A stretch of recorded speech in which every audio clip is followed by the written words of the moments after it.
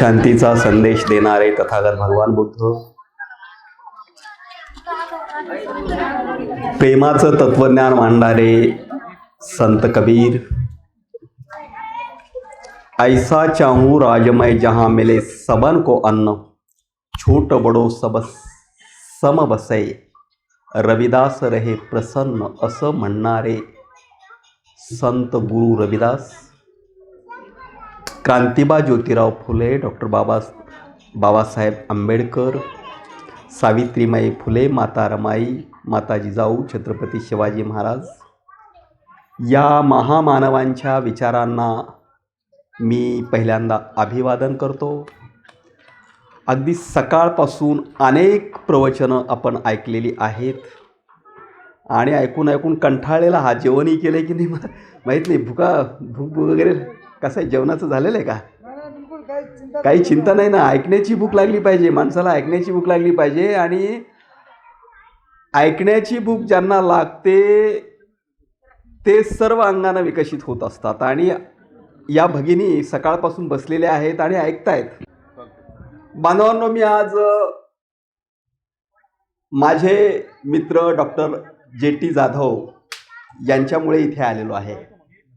आणि आपल्या गावकऱ्यांनी, गव्हाणे साहेबांनी मला निमंत्रित केलं होतं. आधी JT जाधव सरांनी कोणत्या गावाला चाललं हे सुद्धा विचारलं नव्हतं मी त्यांना. ते म्हणाले चला जाऊया, आणि धम्माबद्दल बोलायचं म्हटल्यानंतर काही हरकत नाही, जाऊया असं मी म्हणालो आणि आपल्या भेटीला आलेलो आहे. आपण भरपूर ऐकलेलं आहे. परत एकदा धम्माच्या संदर्भामध्ये ऐकायचं. मी मोघम बोलत नसतो. मला बोलत असताना निश्चित असा विषय काहीतरी घ्यावा लागतो आणि त्या विषयाला धरून मी कुठल्याही विषयाच्या संदर्भामध्ये मांडणी करत असतो. आपल्यासमोर बोलण्यासाठी, केवळ आपल्यासाठीच नाही तर भारतातल्या प्रत्येक नागरिकासाठी मी बोलतोय. आणि त्यासाठी म्हणून मी आज विषय जो घेतलाय तो विषय आहे भारतीय संस्कृतीचा सर्वश्रेष्ठ वारसा, तथागत भगवान गौतम बुद्ध. विषय काय आहे? भारतीय संस्कृतीचा सर्वश्रेष्ठ वारसा, तथागत भगवान गौतम बुद्ध. हा विषय मांडत असताना ऐकणारे म्हणतील की तुमची तथागत भगवान गौतम बुद्धावरती श्रद्धा आहे म्हणून तुम्ही त्यांना श्रेष्ठ म्हणत असाल, असं कोणी म्हणू शकतो.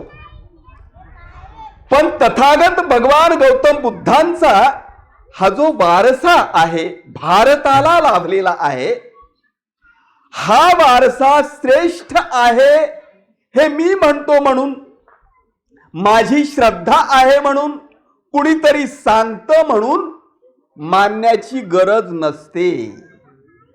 श्रेष्ठ ठरवण्याचे काही निकष असतात. त्या निकषावर ते टिकतं का, यावरून आपण ते श्रेष्ठ आहे की कसं हे ठरवायचं असतं. भारतीय संस्कृतीचा हा जो सर्वश्रेष्ठ वारसा आहे ना, वारसा, या वारशाचा विचार, या वारशाचा आचार जो कोणी स्वीकारतो, त्या आचारानुसार जो कोणी चालतो, त्याचं कल्याण होतं का?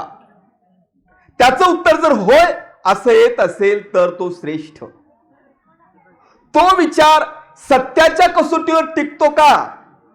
त्याचा विचार होय, त्याचं उत्तर होय असं असेल तर तो सर्वश्रेष्ठ वारसा. जगाचं कल्याण त्या वारशामुळे झालेलं आहे का? त्याचं उत्तर जर होय येत असेल तर तो सर्वश्रेष्ठ वारसा असं आपल्याला म्हणावं लागतं. या कसोट्यांवर आपण भारतीय संस्कृतीचा सर्वश्रेष्ठ वारसा तपासायला लागलो तर बुद्धांनी जे सांगितलेलं आहे ते या प्रत्येक कसोटीवर टिकतं. बुद्धांनी सांगितलेला विचार जर कुणीही माणूस, भारतातला, जगातला कुणीही नागरिक आचरणात आणत असेल तर त्याचं कल्याण होतच, हे अनुभव आहे. त्यांनी सांगितलेला विचार सत्याच्या कसोटीवर टिकतोच. काय खरं काय खोटं हे आपल्याला तपासता आलं पाहिजे. तथागत बुद्ध यांनी जे सांगितलं ते सत्याच्या कसोटीवर टिकणार आहे. प्रत्येक गोष्ट सत्याच्या कसोटीवर टिकणारी आहे. भाकड कथा कुठलीही त्यांनी सांगितलेली नाही. कोणत्या कोणत्या भाकड कथा त्यांनी नाकारल्या? ईश्वर प्रत्ययाला येणारी गोष्ट नाही, सत्याच्या कसोटीवर टिकणारी नाही म्हणून ती नाकारली. त्यांनी धर्म सांगितला. धर्म म्हणजे काय? तर धर्म म्हणजे आचाराचा मार्ग, जीवन कसं जगावं याच्यासाठीचा मार्ग. आणि जीवन कसं जगावं याच्यासाठीचा त्यांनी जो मार्ग सांगितलेला आहे त्या मार्गातलं प्रत्येक तत्व सत्याच्या खरेपणाच्या कसोटीवर टिकणारं आहे. कसं जगलं पाहिजे? धर्म काय आहे? धर्माचं केंद्र काय आहे? तर तथागत बुद्धांच्या धर्माचं केंद्र माणसाचं मन आहे. मन. माणसाच्या जीवनात जे काही घडतं ते त्याच्या मनावर अवलंबून आहे. त्याचं मन जसं आहे तसं घडेल. माणसाच्या जीवनात वाईट का घडतं, दुःखदायक गोष्टी का घडतात, तर माणसाच्या जीवनामध्ये वाईट यासाठी घडतं की त्याचं मन मलिन आहे, मळलेलं आहे, घाणेरडं झालेलं आहे. त्यामुळं त्याच्या जीवनामध्ये वाईट गोष्टी घडतात. मग चांगल्या गोष्टी आपल्या जीवनामध्ये घडल्या पाहिजेत. याच्यासाठी काय केलं पाहिजे? तर मनाची मलिनता नष्ट केली पाहिजे, मनाचा मळ काढला पाहिजे. आणि मनाचा मळ काढत जाणं हाच धर्म असतो. हीच धर्माच्या दिशेनं करण्याची वाटचाल असते. हे तथागत बुद्धांनी सांगितलेलं आहे. काय मळ काय असतो? मला फुकटचं मिळावं, आयतं मिळावं, कष्ट न करता मिळावं, कुणाची तरी लुबाडणूक करून घ्यावं, चोरी करून घ्यावं, भ्रष्टाचार करून घ्यावं, लुबाडणूक करून घ्यावं, असं ज्याला वाटतं त्याचं मन मलिन असतं. जे काही चांगलं व्हायचं ते फक्त माझंच व्हावं आणि त्याचं वाटोळं व्हावं असं ज्याला वाटतं त्याचं मन अत्यंत मलिन असतं. आणि फक्त स्वार्थ आणि स्वार्थ जिथे असतो ते मलिन झालेलं मन असतं. अशा प्रकारच्या मलिनतेतून बाहेर आलं पाहिजे. आणि जो अशा मलिन विचारातून बाहेर येतो, जी स्त्री बाहेर येते, जो पुरुष बाहेर येतो, तोच धर्माच्या मार्गानं वाटचाल करत असतो. याची जाणीव तथागत बुद्धांनी दिलेली होती. आणि त्यासाठी जीवन जगण्याचे काही मार्ग त्यांनी सांगितलेले होते. बुद्ध धर्म हा कर्मकांडाचा धर्म नाही आहे, तर ती एक आचारसंहिता आहे. आचारसंहिता. माणसानं कशा पद्धतीनं वागलं पाहिजे आणि ती आचारसंहिता जो कोणी स्वीकारतो त्याचं कल्याण होतच होतं. हा यातला महत्वपूर्ण अशा प्रकारचा भाग आहे. काय आहे आचारसंहिता? त्या आचारसंहितेतली पंचशील आणि अष्टांग मार्ग हा महत्वपूर्ण आहे. अष्टांग मार्गाबद्दल ऐकलेलं आहे का तुम्ही? आर्य अष्टांगिक मार्ग असं त्याला म्हणतात. त्याला सम्यक मार्ग असं म्हटलेलं आहे. सम्यक म्हणजे काय? सम्यक म्हणजे योग्य, उचित, कशाचाही अतिरेक न करणारं. तराजू असतो ना, तराजू, इकडे झुकला नाही तिकडे झुकला नाही तसा. म्हणजे कोणतीही गोष्ट अतिरेकी नाही करायची, योग्य करायची, चांगली करायची. त्याला सम्यक असं म्हणतात. प्रत्येक माणसानं आपल्या जीवनामध्ये कसं वागलं पाहिजे? तर सम्यक रीतीनं वागलं पाहिजे. हा धर्म आहे. तुम्ही काय कर्मकांड करता तो धर्म नाहीये. म्हणजे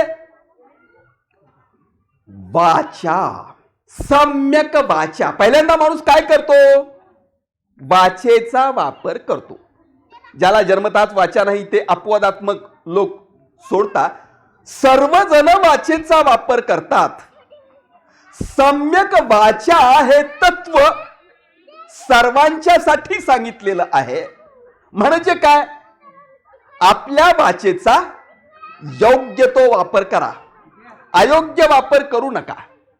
एक खोटं बोलू नका, निंदा नालस्ती करू नका, दुसऱ्याला इजा होईल अशा प्रकारचं बोलू नका, चाहडी चुगली कुणाची करू नका, कुणाच्या तरी पाठीमागं कुणाची तरी निंदा नालस्ती करू नका. जे काय बोलायचं असेल तर समोरासमोर बोला. त्याला चूक असेल तर त्याला समोरासमोर सांगायची.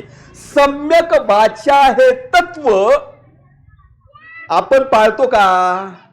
मला सांगा, वय झालेल्या दोन स्त्रिया एकत्र आल्या तर आपल्या सुनेबद्दल सुनेच्या पाठीमागं काहीतरी कुचकुच कुचकुच कुचकुच करत बसतात, बोलत बसतात. ती अशीच आहे, ती तशीच आहे, ती ऐकतच नाही.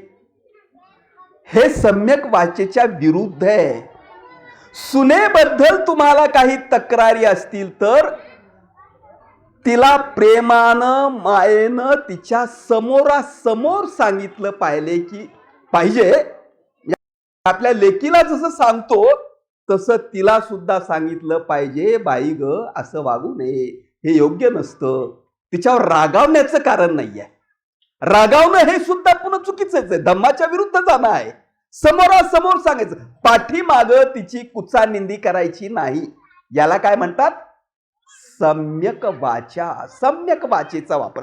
कुणीही सम्यक वाचेचा वापर केला तर त्याच्या जीवनातले अनेक प्रश्न संपतील. अनेकांच्या जीवनामध्ये प्रश्न काय, तसं कुठं बोलत असतात काय हो, त्याला काय बोलायचं आचपेच नाही असं म्हटलं तर, अरे बोलायचा आचपेच ज्याला नसतो तो सम्यक वाचेचा वापर करत नाहीये. आणि जो सम्यक वाचेचा वापर करतो त्याच्या जीवनामध्ये भांडणं होत नाही, त्याच्या जीवनामध्ये दुःख येत नाही. हा सम्यक वाचेचा मार्ग तथागत बुद्धांनी दिलेला आहे. या सम्यक वाचेनं कोणताही व्यक्ती वागला तर त्याचं जीवन प्रसन्न आणि आनंदमयच होत असतं. हा वैश्विक मार्ग आहे. यात खोटं काही आहे का? सत्याच्या कसोटीवर न टिकणारं काही आहे का? सम्यक वाचेचा वापर करा. आणखी एक महत्वाचा मार्ग असं सांगितलेला आहे, सम्यक व्यायाम हा सांगितलाय. हे जे सम्यक व्यायाम त्यांनी सांगितलंय ना, सम्यक व्यायाम म्हणजे शरीराचा व्यायाम, जोर काढणं, बैठका काढणं, या अर्थाचा हा सम्यक व्यायाम नाहीये. तो सुद्धा केलाच पाहिजे. म्हणजे योगासनं केली पाहिजेत, प्राणायाम केलं पाहिजे, जोर बैठका सुद्धा काढल्या पाहिजेत, रनिंग केली पाहिजे. तो व्यायाम महत्वाचाच आहे. पण तथागत बुद्धांनी हा जो सम्यक व्यायाम सांगितलाय ना, तो मनाचा व्यायाम आहे बरं का. मनाचा व्यायाम आहे. म्हणजे काय, आपल्या मनामध्येही सतत काहीतरी चाललेलं असतं. अनेक प्रकारचे विचार येतात, अकुशल विचार येतात, वाईट विचार येतात, म्हणजे वाईट कृती करण्याचे विचार सुद्धा येतात. आणि जेव्हा हे वाईट विचारच आपल्या मनावर काबू करतात तेव्हा आपण वाईट कृती करायला लागतो. असं जेव्हा होतं डळमळीत, हे करू की ते करू, असं करणं योग्य राहील की तसं करणं योग्य राहील, असं मनामध्ये जेव्हा चालतं तेव्हा आपण उचित योग्य व्यायाम केला पाहिजे आपण आपल्या मनाचाच. आणि आपल्या मनामध्ये दुष्कृत्य करण्याची, वाईट करण्याची प्रवृत्ती निर्माण झाली तर आपणच त्या मनावर काबू केला पाहिजे. त्यानं मला फार वाईट बोलला, त्यानं मला फार शिव्या दिल्या, त्यानं मला लुटलं म्हणून आता मी त्यालाही मारतो, असा मनामध्ये जो विचार येतो तो विचार दाबणं आणि त्याला प्रेमानं जिंकणं, या पद्धतीनं आपण जर वागायला लागलो त्याला काय म्हणतात? त्याला सम्यक व्यायाम म्हणतात. कितीतरी दुर्विचार मनामध्ये येत असतात, प्रत्येकाच्या येतात. आणि दुर्विचार मनामध्ये आला, त्यानं कब्जा केला आणि ती वाईट कृती केली, अनेक वाईट कृती, त्याची लिस्ट देत बसत नाही, त्याचे परिणाम तुम्हाला वाईटच भोगावे लागतात. म्हणून सम्यक व्यायाम सातत्यानं राहायला पाहिजे आणि कुशल कर्मच, चांगलं कर्मच आपण आपल्या जीवनामध्ये केलं पाहिजे. हा एक महत्वपूर्ण अशा प्रकारचा मार्ग तथागत बुद्धांनी प्रत्येक माणसासाठी दिलेला आहे. सम्यक आजीविका नावाचा एक मार्ग त्यांनी दिलेला आहे. सम्यक आजीविका. आजीविका म्हणजे चरितार्थ चालवणं. आपण आपला चरितार्थ चालवणं, संसारासाठी पैसा लागतो आणि संसारासाठी जो पैसा लागतो तो पैसा काहीतरी कष्ट करून, काहीतरी निर्माण करून मिळवलेल्या कामातूनच आपला संसार चालवला पाहिजे. त्याला सम्यक आजीविका असं म्हणतात. कुणाला तरी लुबाडून, चोरी करून, भ्रष्टाचार करून तुम्ही तुमची आजीविका करत असाल तर ते बुद्ध आचार मार्गाच्या विरोधामध्ये आहे, हे आपण नीटपणानं लक्षात घेतलं पाहिजे. आणि त्याचबरोबर आणखी एका मार्गाचा उल्लेख करतो आणि त्याचं विश्लेषण मोठ्या प्रमाणामध्ये इथे झालेलं आहे. ते आपणाला किती कळलंय हा प्रश्नच आहे. सम्यक समाधी हा एक मार्ग आहे, सम्यक स्मृती हा सुद्धा एक मार्ग आहे. सम्यक स्मृती हा मार्ग काय आहे? स्मृती म्हणजे आठवण या अर्थाचा नाहीये, तर स्मृती म्हणजे सतत जागृत राहणं. कशाबद्दल जागृत राहणं? स्वतःच्या बद्दल सतत जागरूक राहणं, हा तो मार्ग आहे. म्हणजे आपण आपल्यावर कायम नियंत्रण ठेवलं पाहिजे, दक्ष राहिलं पाहिजे. कसं दक्ष राहिलं पाहिजे? आपल्या हातून कोणतंही चुकीचं काम होता कामा नये, कोणतंही चुकीचं पाऊल आपल्याकडून पडता कामा नये. सामान्यपणे माणसांचं काय असतं की मी म्हणजे बरोबर, माझं सगळं बरोबर, चुकतात ते सून चुकते, म्हणजे सासूला वाटतं सून चुकते, सुनेला वाटतं सासू चुकते, आणखी नवरा चुकतो, सासरा चुकतो, दुसऱ्यावर घालतात, आहे की नाही? ते चुकतात आणि मी मात्र पूर्णपणानं बरोबर, असं ज्याला वाटतं त्याच्या मनामध्ये अनेक विकार असतात आणि त्यांच्या घरात भांडणं होणार म्हणजे होणारच. घरातल्या प्रत्येक माणसानं विचार केला की माझ्या हातून दुसऱ्याला त्रास होईल. कोणता त्रास होईल?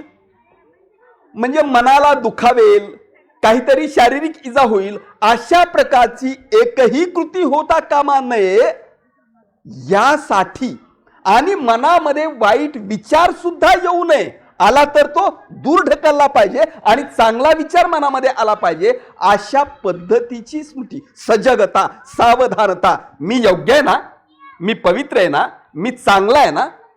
स्वतःच मी चांगला आहे असं म्हटल्यानं चालत नाहीये. आपलं चांगुलपण आपण तपासलं पाहिजे. आणि जेव्हा या कसोटीवर आपण आपल्याला तपासायला लागतो तेव्हा अरे आपल्यात फार दोष आहेत, आधी आपले दोष कमी करा, बाकीच्यांचे दोष आपोआप कमी व्हायला लागतील. अशा पद्धतीनं माणसांनी वागत गेलं पाहिजे. हा महत्वपूर्ण अशा प्रकारचा मार्ग असतो. आणि सम्यक समाधी हा मार्ग आहे. सम्यक समाधी हा जो अष्टांग मार्गामधला मार्ग सांगितलेला होता, या सम्यक समाधीच्या मार्गाचं आचरण करणारे भंतेजी आणि मगाशी बोलून गेले परमजित सिंग चहल साहेब, त्याचं आचरण ते करतायत आणि मीही अल्प प्रमाणामध्ये त्याचं आचरण करतोय, रोज करतोय. सम्यक समाधी, समाधी म्हणजे काय तर एकाग्र होणं. समाधी म्हणजे काय तर डोळे मिटून बसणं. हा मार्ग सांगितला अष्टांगी मार्ग. आपल्याकडे अनेक जण बाबासाहेबांनी इथं बोलून गेलं अनेकांनी समाधीच्या संदर्भामध्ये. समाधी म्हणजे विपश्यना. बाबासाहेबांनी कुठे विपश्यना सांगितली असं म्हणणारे आपल्यामध्ये अनेक जण आहेत. बाबासाहेबांनी कुठे विपश्यना सांगितली असं म्हणणारे विपश्यनेच्या दिशेनं एक पायरी पण चढलेली नसतात. अब कडही त्यांनी काही शिकलेलं नसतं, अशी मंडळी आपली त्या संदर्भामध्ये असं बोलत असतात. कुणाला बोलण्याचा अधिकार असतो? ती गोष्ट आजमावून पाहिल्यानंतर, त्या दिशेनं काही पावलं टाकल्यानंतर तुम्हाला अधिकार आहे बोलायचा. तुम्ही काहीच पावलं टाकत नाहीत आणि बोलतात, असं कसं काय चालतं? मी देखील विपश्यनेने काय होणार? एका जागेवर डोळे झाकून बसल्याने काय होतो?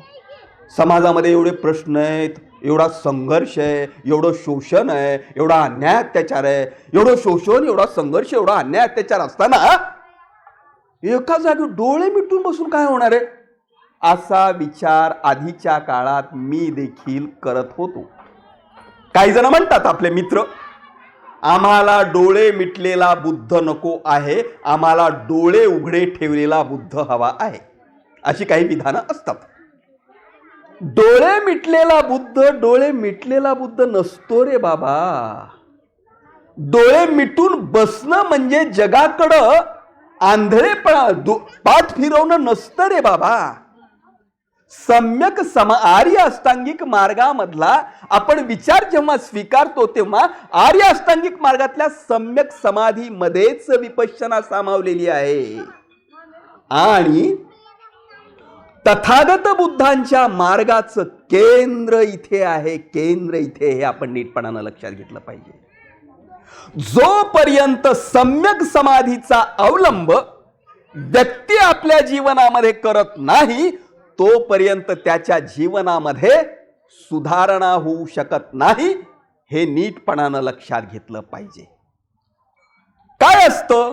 आपणाला प्रज्ञा, शील, करुणा ही तत्व अंगीकारायची आहेत आणि शील, समाधी, प्रज्ञा या दिशेनं वाटचाल करायची असेल तर शीलांचं तंतोतंतपणानं पालन आपणाला करता आलं पाहिजे, करुणा आपल्यामध्ये आली पाहिजे आणि प्रज्ञेमध्ये प्रवेश करता आला पाहिजे. प्रज्ञेचे काही प्रकार असतात. काही प्रज्ञा या कशा असतात? थेरीच्या पातळीवर सांगितलेल्या, म्हणजे श्रुतमयी प्रज्ञा असते. श्रुतमयी प्रज्ञा म्हणजे कोणती प्रज्ञा? इतरांनी सांगितलं, आपण ऐकलं, त्याला हो हो म्हणालो आणि तेवढ्या पुरतं आपण जरा ते तसं वागणं बरं नाही, बरं ते वाईट नाही वागायचं, चांगलं वागलं पाहिजे, त्यांनी सांगितलं, त्या वक्त्यांनी सांगितलं, त्या भंतेजींनी सांगितलं, ही काय झाली? श्रुतमयी प्रज्ञा, ऐकलेलं ज्ञान, ऐक्यू ज्ञान. जे नुसतंच ऐक्यू ज्ञान असतं त्या ऐक्यू ज्ञानामुळं पुढची वाटचाल करण्यासाठी आपणाला मदत नक्की होईल. पण ऐक्यू ज्ञानामुळे आपण आतून बाहेरून पूर्णपणानं निर्मळ होऊ असं मुळीच होणार नाही. आपणाला श्रुतमयी प्रज्ञेकडून भावमयी प्रज्ञेकडं वळता आलं पाहिजे आणि भावमयी प्रज्ञेच्या दिशेनं वाटचाल करता आली पाहिजे. भावमयी प्रज्ञा म्हणजे स्वतःच प्रयोग करून स्वतः अनुभवलेली प्रज्ञा, ती अनुभवली पाहिजे आणि त्या दिशेनं वाटचाल केली पाहिजे, याची जाणीव तथागत बुद्धांनी दिलेली आहे. प्रज्ञा म्हणजे शहाणपण. जीवनाच्या संदर्भामध्ये एक शहाणपण आपणाला आलं पाहिजे आणि ते शहाणपण जोपर्यंत येत नाही तोपर्यंत आपल्या जीवनामध्ये परिवर्तन होत नाहीये.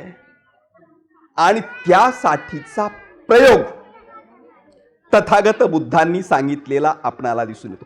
ज्याला ज्याला असं वाटतं मी चांगला माणूस झालो पाहिजे, मी चांगला पुरुष झालो पाहिजे, मी चांगली स्त्री झाली पाहिजे, असं ज्याला ज्याला वाटतं त्यानं हे ऐकलंच पाहिजे आणि हे ऐकून प्रत्यक्ष या दिशेनं प्रॅक्टिकल केलं पाहिजे, स्वतःवर प्रॅक्टिकल केलं पाहिजे.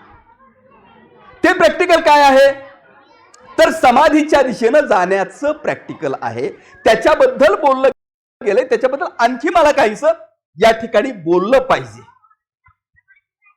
काय आहे? तुमच्यापैकी विपश्यना किती जणांनी केली आहे? विपश्यना किती जणांनी केली आहे? हात वर करा बरं. विपश्यना केली आहे कोणी? केली आहे का? सरांनी केले, या सरांनी केले, दोघांनी केली. तुम्ही केली नाही कोणी? भंतेजी विपश्यनेबद्दलच बोलले आणि ते महाराज सुद्धा मगाशी विपश्यनेबद्दलच बोलले. कळलं का? विपश्यनेबद्दल काही कळलं का तुम्हाला? किती कळलं? कशी असते काय माहीत झालं का? ती महत्वाची आहे. तो धर्म आहे, त्या दिशेनं वाटचाल करावी लागतो. त्याबद्दल तुम्हाला प्रॅक्टिकल करण्यासाठीच्या काही गोष्टी मी मुद्दाम इथे सांगतो. शांतपणे डोळे मिटून बसायचं असतं. डोळे मिटून बसणं म्हणजे आंधळं होणं नसतं, तर डोळे मिटून शांतपणानं बसणं हे अधिक डोळस होण्याच्या दिशेनं वाटचाल करणं असतं. मी अनुभवले ते. अधिक डोळस होण्याच्या दिशेनं वाटचाल करणं असतं. आणि काय असतं? मन हे माकडासारखं इकडून तिकडं उड्या मारणारं असतं. हे इकडून तिकडं उड्या मारणारं, भूतकाळात जाणारं, इकडे जाणारं, याला शिव्या देणारं, त्याला शिव्या देणारं, याचं वाईट चिंतिणारं, त्याचं वाईट चिंतिणारं आहे की नाही? हे जे मन आहे हे मन आपल्या काबूत आलं पाहिजे आणि हे मन आपल्या काबूत आणणं हा सर्वात महत्वपूर्ण भाग आहे. ज्याच्या काबूमध्ये मन येतं त्याला सर्व काही जिंकता येतं. हा महत्वपूर्ण भाग त्यामध्ये सांगितलेला आहे. आणि त्या मार्गाने वाटचाल करत असताना तुम्हाला करायचंय का? या दिशेने वाटचाल करायची आहे का? करायची आहे का? कुणाला करायची आहे? किती जणाला करायची आहे? हात वर करा. महिला, या दिशेने किती जणाला वाटचाल करायची आहे? प्रत्यक्ष प्रॅक्टिकल सुरू करूया. समाधीच्या मार्गाने जायचंय आणि खरा बुद्ध धर्म आचरणात आणायचा आहे. नुसता थापा मारून बुद्ध धर्म आचरणात येत नाही. त्याचं प्रॅक्टिकल करावं लागतं आणि त्याचं प्रॅक्टिकल करण्यासाठी तुम्हाला 10-11 दिवसाचं शिबिर करावं लागतं. एक शिबिर करावं लागतं आणि त्या शिबिरामध्ये तुम्हाला विपश्यना ही ध्यान धारणा शिकवली जात असते. त्याचे नियम तुम्हाला सांगतो. त्यामध्ये 10 दिवस मौन राहावं लागतं. सायंकाळचं जेवण नसतं. 8 शिलांचं तंतोतंतपणानं पालन करावं लागतं. तुम्ही करता का 8 शिलांचं पालन? खोटं बोलू नये हे शील तरी तुम्ही पाळता का? मला सांगा, पाळता का तुम्ही? खोटं बोलू नये हे एक शील आहे, पाळता का? हे शील पाळणं सुद्धा अवघड असतं. बाकी चोरी करू नये हे शील तुम्ही पाळत असाल मोठ्या प्रमाणामध्ये. व्यभिचार करू नये हे शील मोठ्या प्रमाणामध्ये पाळत असाल. जीवहिंसा करू नये हे शील काही प्रमाणामध्ये पाळत असाल, आहे की नाही? ही शील तंतोतंतपणानं पाळणं हाच धर्म असतो. तुम्ही इकडं बुद्धांच्या प्रतिमेसमोर अगरबत्त्या लावाल, तुम्ही मेणबत्त्या लावाल, पुष्प अर्पण कराल आणि तुम्ही तिकडं खोटं बोलत असाल, व्यभिचार करत असाल, जीवहिंसा करत असाल, काहीही अर्थ नाही आहे. प्रत्यक्ष वर्तनामध्ये ते आलं पाहिजे आणि ते प्रत्यक्ष वर्तनामध्ये यावं यासाठी विपश्यनेच्या दिशेनं वाटचाल करावी लागते. माकडासारखं इकडे तिकडे उड्या मारणारं हे जे मन आहे ना, माकडासारख्या उड्या मारणाऱ्या मनाला काबूत आणण्यासाठी एकाग्रपणानं एका जागी शांतपणानं बसून मगाशी बनतेनी जे सांगितलं त्याप्रमाणे आपल्या श्वासावर लक्ष दिलं पाहिजे. श्वास श्वास असतो. माणसाच्या जगण्याचं सत्य काय आहे? तर माणसाच्या जगण्याचं सत्य श्वास आहे. जिवंत आहे की मेला कशावरून ठरतं? श्वास चालू आहे की बंद झालाय यावरून माणूस जिवंत आहे की मेलेला हे ठरत असतं. हा श्वास नैसर्गिक श्वास अनुभवायचा आणि हा अनुभवत असताना इकडे तिकडे भटकणाऱ्या मनाला एकाग्र करायचं. याला आनापान असं म्हणतात. आणि या नंतरच्या काळामध्ये तुमचं जे शरीर आहे ना, ह्या शरीरामध्ये क्षणोक्षणी काहीतरी निर्माण होत असतं, काहीतरी नष्ट होत असतं. क्षणोक्षणी जे काहीतरी निर्माण होतं, काहीतरी नष्ट होतं, ते आपल्याला कळतं का? आपल्याला अजिबात कळत नाही. बाळ जन्मतं तेव्हा बाळाची टाळू आई मागते. त्या टाळूपासून तेल टाकून टाळू मागते आई. त्या टाळूपासून ते पायाच्या नखापर्यंत आपल्या शरीराचा अणू अणू प्रत्येक जागा, त्या प्रत्येक जागेवर आपलं मन शांतपणानं तिथे न्यायचं आणि तिथे काय चाललेलं आहे हे तपासायचं, तपासत राहायचं. ते जर तुम्ही जागोजाग तिथे मन एकाग्र करून प्रत्येक अंगाच्या प्रत्येक ठिकाणी अणू अणूत नेऊन तुम्ही पाहिलं तर तुमच्या लक्षात येईल की तिथे काहीतरी निर्माण होतंय, तिथे काहीतरी नष्ट होतंय आणि तुम्हाला काहीतरी संवेदना होतात. सुखद संवेदना होतात, दुःखद संवेदना होतात. कोणत्याही संवेदना झाल्या तरी त्या संवेदनेकडं तटस्थपणानं पाहिजे. तटस्थ म्हणजे काय? नदीचा प्रवाह वाहतो आहे, त्या प्रवाहाच्या काठाला उभं राहणं. प्रवाह वाहतोय, आपण शांतपणानं पाहतो, तसं तटस्थपणानं पाहायचं. आपल्यालाच होतंय परंतु आपण ते एकाग्रपणानं, शांतपणानं, त्रयस्थपणानं. तुम्हाला वेदना होतील, मान दुखेल, पाठ दुखेल, पायाला मुंग्या येतील, शांतपणानं तटस्थपणानं त्याच्याकडे पाहायचं. आणि तटस्थपणानं पाहू लागलात तर ते काही वेळाने नष्ट होईल आणि नंतर नंतर हेच तुम्ही करत गेलात तर तुम्हाला अत्यंत आनंददायक अशा स्वरूपाच्या सुद्धा संवेदना होतील. परंतु नियम त्याचा हा आहे की दुःखदायक संवेदना झाल्या तरी व्याकुळ व्हायचं नाही, कणायचं नाही. अरे बापरे, असं कसं व्हायला लागलं, कणायचं नाही. शांतपणानं पाहायचं. आणि आनंददायक संवेदना झाल्या तरी हुरळून जायचं नाही. आहा, काय आनंद व्हायला लागलाय, तो उपभोगायचा नाही. का? तर कारण ते अनित्य आहे. दुःखदायक संवेदना ही कायम नसते टिकत, आनंददायक संवेदना ही कायम नसते टिकत. म्हणून तटस्थपणानं बघत राहणं ही प्रक्रिया स्वतःच्या मनावर सातत्यानं तुम्ही जर करत गेलात तर तुमच्या मनामध्ये साचलेला विकारांचा जो मळ आहे तो तुमच्या मनामध्ये साचलेला विकारांचा मळ हळूहळू हळूहळू कमी होण्याची प्रक्रिया या माध्यमातून सुरू होते. हा मार्ग जो आहे तो मार्ग समाधीचा मार्ग आहे. आणि या समाधीच्या मार्गाने जर माणसं वाटचाल करू लागली तर माणसाची मनं निर्माळ होतील. आणि माणसाची मनं निर्माळ झाल्यानंतर गुन्हेगारी प्रवृत्ती, भ्रष्ट प्रवृत्ती समाजामध्ये ज्या मोठ्या प्रमाणामध्ये अस्तित्वात आहेत त्या नष्ट होतील. माणसांच्या मनामध्ये विकार आहेत. विकार कोणकोणते विकार आहेत त्यावर विजय मिळवणं याचं भाष्य झालं. काय आहे? काम आहे, क्रोध आहे, मोह आहे, मद आहे, मत्सर आहेत. या साऱ्या विकारांवर जोपर्यंत आपणाला मात करता येत नाही तोपर्यंत आपणाला सुखाच्या दिशेनं जाता येत नाही. आणि सर्वच माणसाला सद्वर्तनाच्या दिशेनं, सुखाच्या दिशेनं नेण्याचा मार्ग हा तथागत बुद्धांचा मार्ग आहे. मानवी जीवनात दुःख आहे कारण तृष्णा आहे. तृष्णा, या तृष्णेवर मात करता आली पाहिजे. काय तृष्णा?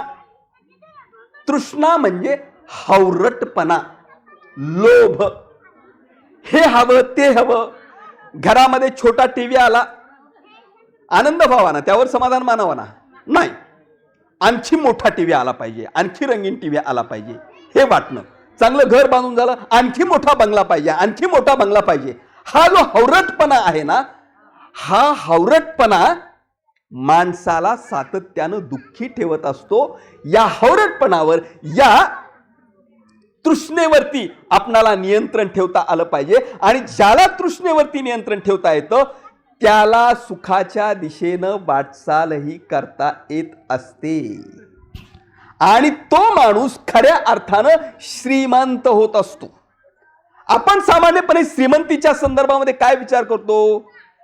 ज्याच्याकडे सत्ता आहे, संपत्ती आहे, गाडी आहे, घोडे आहे, बंगले आहेत, तो म्हणजे श्रीमंत. बुद्ध मार्गामध्ये अशा प्रकारचा माणूस म्हणजे श्रीमंत असं मानलं जात नाही. त्यानं ती सत्ता, ती संपत्ती, ती घोडागाडी कशा पद्धतीने मिळवलेली आहे हा भाग फार महत्वाचा असतो. त्यानं जर प्रामाणिकपणानं कष्ट करून ते मिळवलं असेल तर काही हरकत नाही. पण अशा प्रकारचा हा श्रीमंत माणूस जर समाज कल्याणासाठी काही दान देण्यासाठी कुणी आवाहन केलं तर मगाशी भंतेजींनी सांगितलं त्याप्रमाणे तोंड लपून बसत असेल तर त्याच्यासारखा दरिद्री तोच जो नीतिमत्ता पाळतो, जो दिलेला शब्द पाळतो, दिलेलं वचन जो पाळतो, जो कष्ट न करता मला कोणाचा नया पैसा सुद्धा नको असं म्हणतो, तो खरा श्रीमंत असतो. अशा प्रकारची नैतिक श्रीमंती समाजामध्ये निर्माण झाली पाहिजे. आणि अशा प्रकारची नैतिक श्रीमंती समाजामध्ये निर्माण व्हावी यासाठीचा मार्ग तथागत बुद्धांनी संपूर्ण जगाला दिलेला आहे. हा भारतीय संस्कृतीचा सर्वश्रेष्ठ वारसा आहे. आणि भारतीय संस्कृतीचा हा जो सर्वश्रेष्ठ वारसा आहे या वारशाच्या संदर्भामध्ये भारतामध्ये आज मोठ्या प्रमाणामध्ये अज्ञान आहे. भारतामध्ये असलेलं हे जे अज्ञान आहे ना, हे अज्ञान दूर करण्याची जबाबदारी बाबासाहेबांच्या आवाहनाला प्रतिसाद देऊन ज्यांनी बुद्ध धम्म स्वीकारला त्यांनी ती पार पाडली पाहिजे.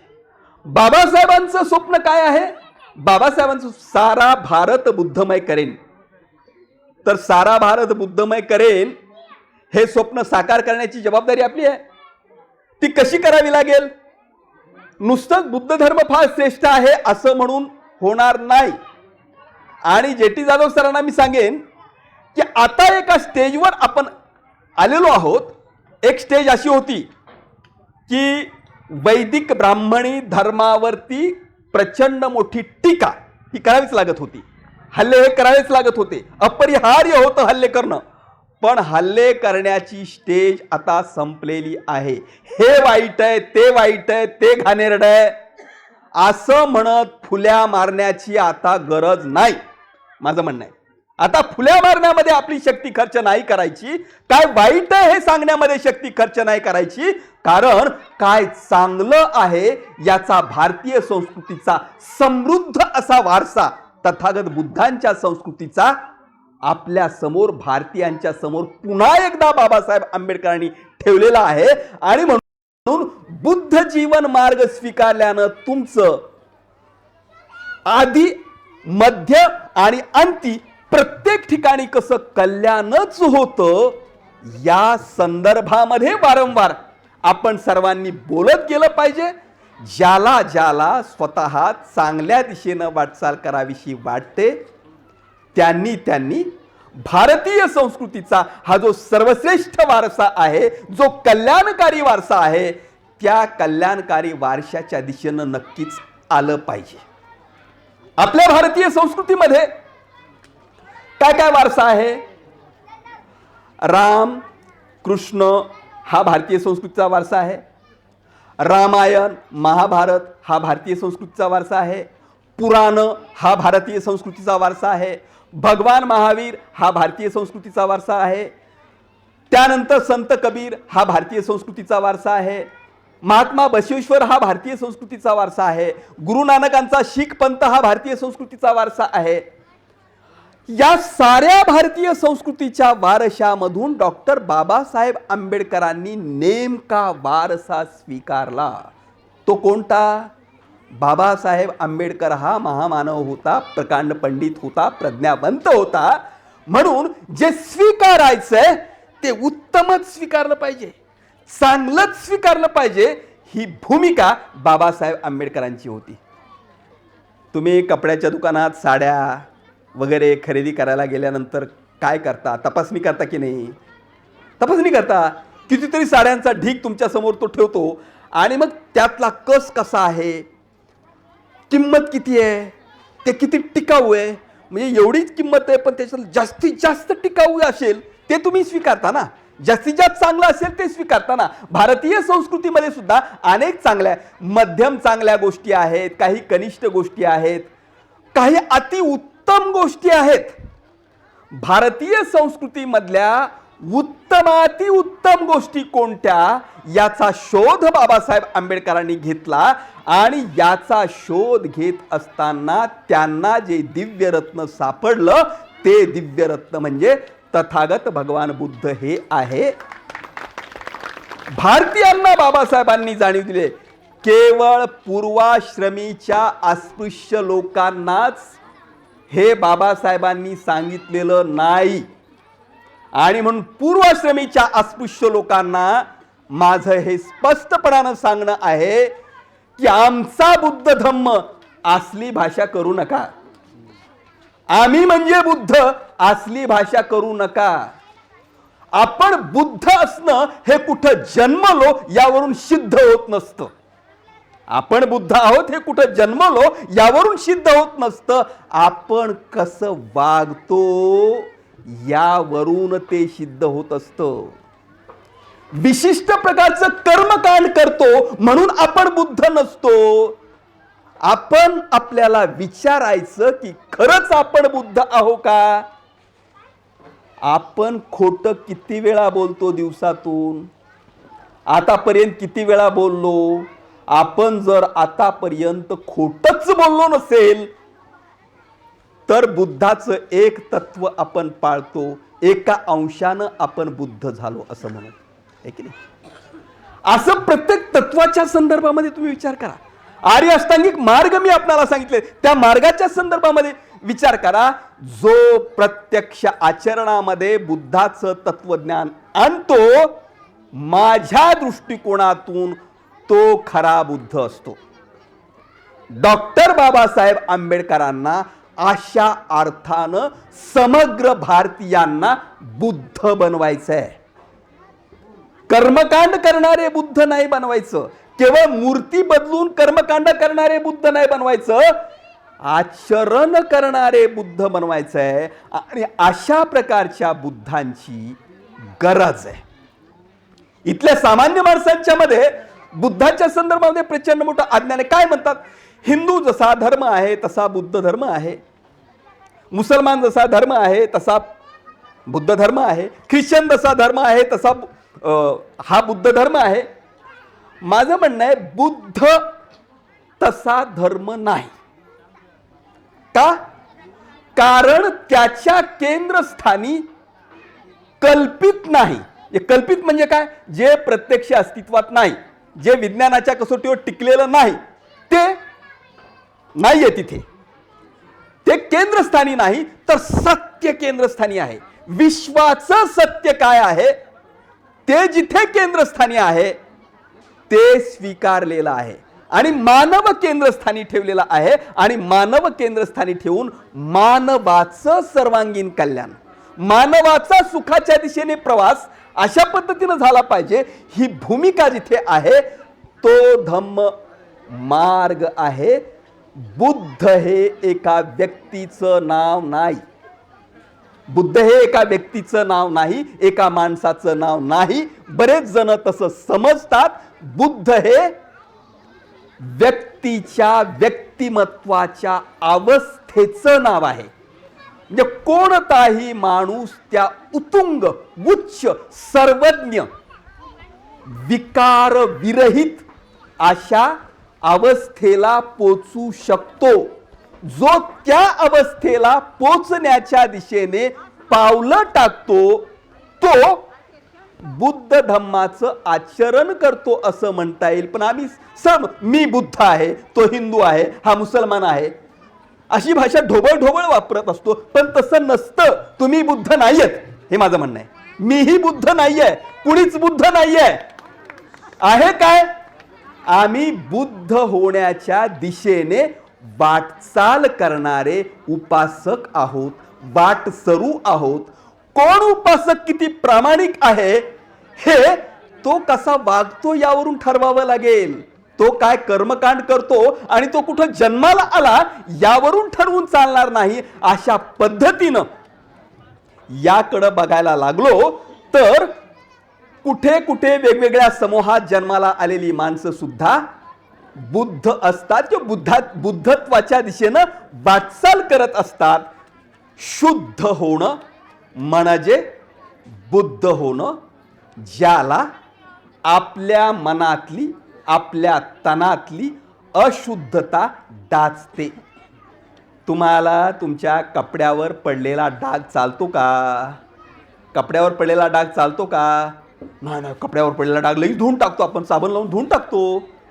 तुमच्या कपड्यावर पडलेला डाग तुम्हाला जसा चालत नाही तसं बुद्ध सांगतो त्याप्रमाणे तुमच्या मनावर पडलेला डाग तुम्हाला चालता कामा नये. तुम्ही सारेच जण स्वतःच्या मनाला तपासून पहा, कितीतरी डाग लागलेले आहेत. आपल्या मनाला लागलेले डाग पुसून जो मनाला शुद्ध करू पाहतो, जो निर्मळ करू पाहतो, जो मनाला शुद्ध करण्याच्या दिशेनं प्रामाणिकपणानं पावलं टाकू पाहतो, टाकत असतो, तो खरा बुद्ध असतो. आणि अशा बुद्धत्वाच्या दिशेनं आपण पावलं टाकावीत, इतरांनाही प्रवृत्त करावं अशी अपेक्षा करतो. थांबतो. धन्यवाद.